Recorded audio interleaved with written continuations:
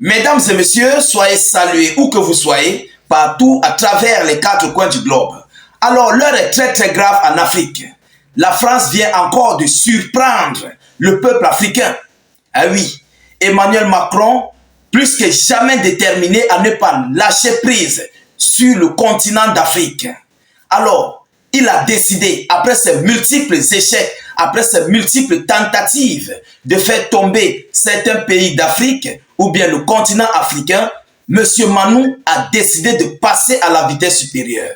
Ah oui, l'annonce qui a été faite est que Manou a décidé de redéployer des milliers d'hommes, des milliers de soldats, des milliers de contingents sur le territoire africain. Mais où iront-ils? À quoi vont-ils servir pour l'Afrique? On se rappelle bien comment ils ont été chassés du côté du Niger, ils ont été chassés du côté du Mali, du Burkina Faso. Mais comme cela ne suffisait pas, Emmanuel Macron veut passer désormais à la vitesse supérieure. On nous avait même d'ailleurs fait comprendre que la France avait retiré une partie de ses troupes du côté du Sénégal et aussi du Tchad pour un renforcement stratégique du côté de l'Europe. Mais aujourd'hui, Macron tourne désormais un énorme gros œil sur le continent africain. Alors, où iront ces troupes? À quoi vont-ils servir? Mesdames, Mesdemoiselles et Messieurs, c'est dans ce cadre que nous allons aborder au sein de cette vidéoconférence.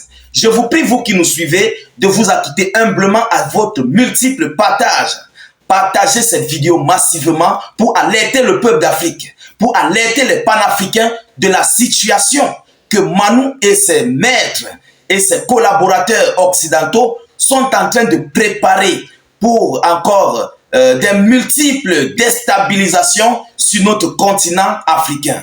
Et surtout, rassurez-vous de sécuriser la vidéo au maximum. Je dis au maximum parce que l'heure est grave. N'hésitez pas de mettre en commentaire « Vive la paix en Afrique ». Vive la paix en Afrique. L'Afrique a besoin de paix. Mesdames et messieurs, qu'est-ce qu'ils nous disent selon les informations officielles?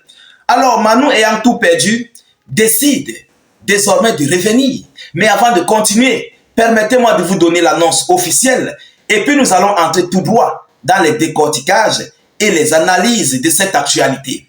Qu'est-ce qu'ils nous disent? Malgré la récente réduction des contingents sur le continent noir, la France compte s'impliquer toujours dans des affaires africaines de manière moins visible, rapporte le Wall Street Journal. Vous comprenez? Citant un responsable anonyme. Alors, dans le même temps, Paris reste prête à y transférer des milliers de soldats. Il reste prêt à y transférer, je dis, des milliers de soldats, si besoin, dans les plus brefs délais, poursuit-il. Vous comprenez? Si besoin, dans les plus brefs délais, le plus tôt que possible. Yoromani.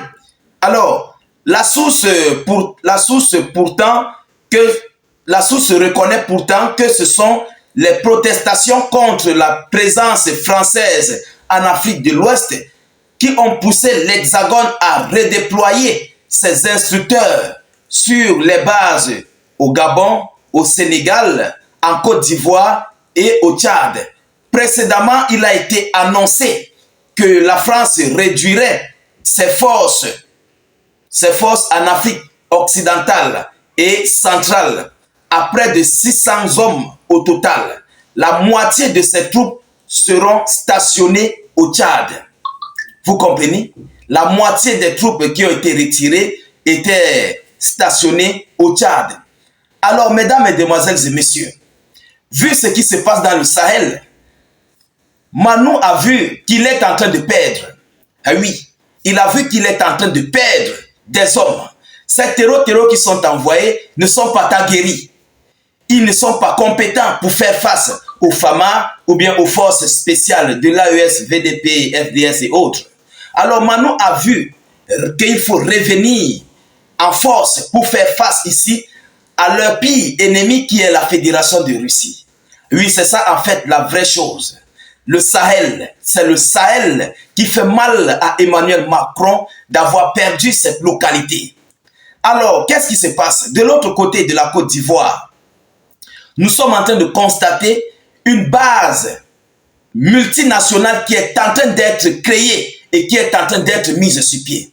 Est-ce que ce n'est pas là-bas que Manu veut déployer des milliers d'hommes pour faire face aux pays de l'AES? C'est la question qui est posée. Est-ce que ce n'est pas du côté de la Côte d'Ivoire pour qu'ils puissent envahir, prendre complètement cette base que Alassane Dramane Ouattara et ses maîtres sont en train d'ouvrir?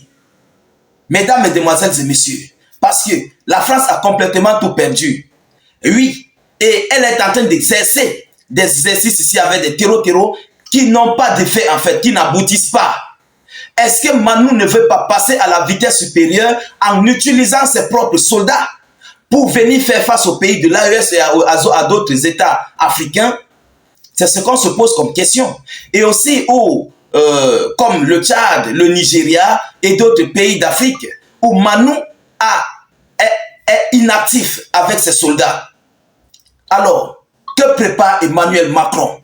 Est-ce que c'est le chaos qu'il vient procéder désormais en Afrique pour renverser plus que jamais les Africains dans une situation à laquelle on ne va pas pouvoir s'en sortir?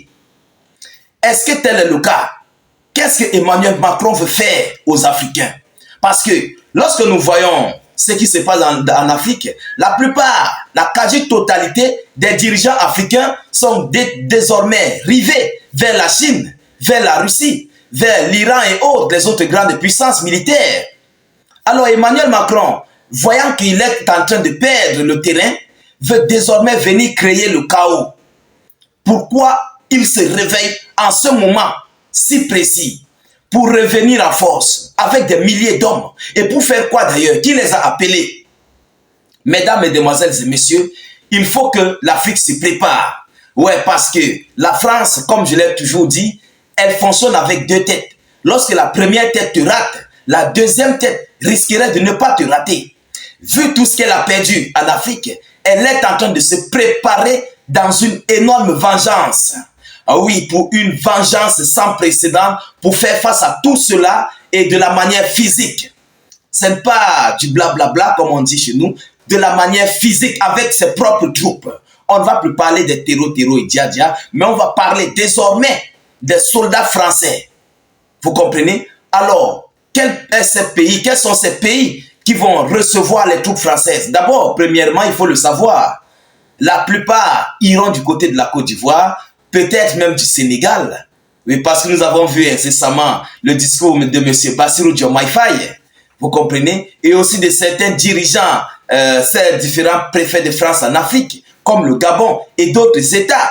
Et nous voyons aussi la situation du côté de la Centrafrique, où ils sont en train de perdre pied sur la Centrafrique. Mesdames, mesdemoiselles et messieurs, en tout état de cause, la situation reste critique.